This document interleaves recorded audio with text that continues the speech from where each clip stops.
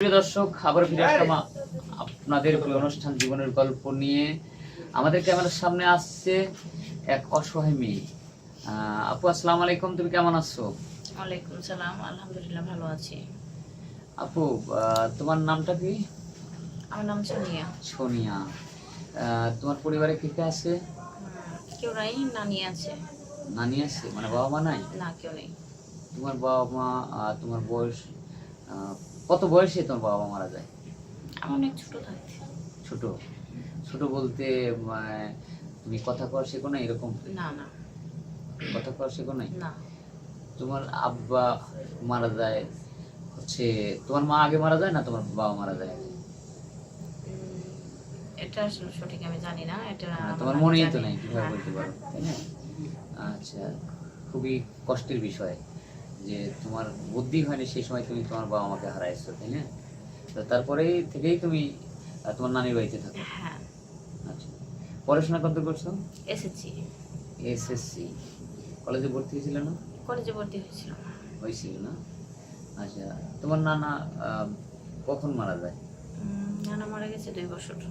2 বছর হলো, মানে তুমি পড়াশোনা করা অবস্থায় হ্যাঁ। মারা গেছে? নানা মারা যাওয়ার পর আর পড়াশোনা করতে পারো না?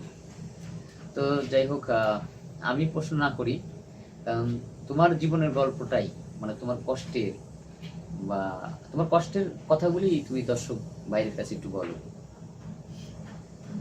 কি আর বলবো, আপনারা তো সবাই শুনলেনই যে আমার বাবা মা নাই, নানির কাছে বড় হয়েছি, পড়াশোনা বন্ধ এখন। তো মূলত আমি এখানে আসছি ভালো একটা মনের মানুষ খোঁজার জন্য, কারণ ভাইয়াদেরকে বলছিলাম যে ভালো কোনো মানুষ যদি থাকে অবশ্যই আমাকে বলবেন বিয়ে করার জন্য। হ্যাঁ, যাতে সারা জীবন আমার মানে হাতটা ধরে রাখি, ছাইড়ে না যায়। কারণ যেহেতু আমার কেউ নাই, অবশ্যই আমি ভালো কাউকে চাই। একটু বয়স বেশি হলে সমস্যা নাই, কারণ বয়স তো আসলে সব কিছু না, মানুষের মন মানসিকতা ব্যবহার হচ্ছে সব কিছু। হ্যাঁ, তো আমি চাই এরকম যদি কোনো মানুষ থাকেন ভালো, যে আমার সব কিছু চাই না শুই না মাইনে আমার দায়িত্বটা নেন, অবশ্যই আপনারা নক করবেন। আর স্ক্রিন তো দেওয়া নাম্বার দেওয়া থাকবে, অবশ্যই আপনারা যোগাযোগ করবেন। কারণ যেহেতু তোমার হচ্ছে কেউ নাই, কারণ শেষ সম্বল এখন হচ্ছে নানি। নানি চলে যাওয়ার পরে তো মানে তোমার ভবিষ্যতে কাউকে না কাউকে লাগবে। এর জন্যই মানে তুমি আসছো আমাদের ক্যামেরার সামনে। আচ্ছা, তোমাদের এলাকায় তো তুমি তো দেখতে বেশ সুন্দর, তো এমন কেউ হয়তো তোমাকে প্রপোজ করে নাই, বা গ্রামের আত্মীয় স্বজনের মধ্যে তোমাকে বিয়ে করার জন্য? প্রপোজ করার মতো কিন্তু মানুষের অভাব নাই, বাট মানুষ তো অনেকেই আছে। হ্যাঁ, তবে সব মানুষ তো আর আমার প্রয়োজন নেই। আমি চাই ভালো মনের মানুষ, যে আমার দায়িত্ব নিবে। আর ভালো অনেকেই তো বলে যে হ্যাঁ তোমার ভালোবাসি, তোমার ভালো লাগে, পছন্দ হয়, কিন্তু দায়িত্ব কিন্তু সবাই নিতে পারে না। তো আমি চাই একজন দায়িত্বশীল মানুষ, যে আমার দায়িত্ব নেবে। আচ্ছা, এমনি তোমার বিয়েটি আসে না? তোমার নানির কাছে কেউ বিয়েটি নিয়ে আসে না?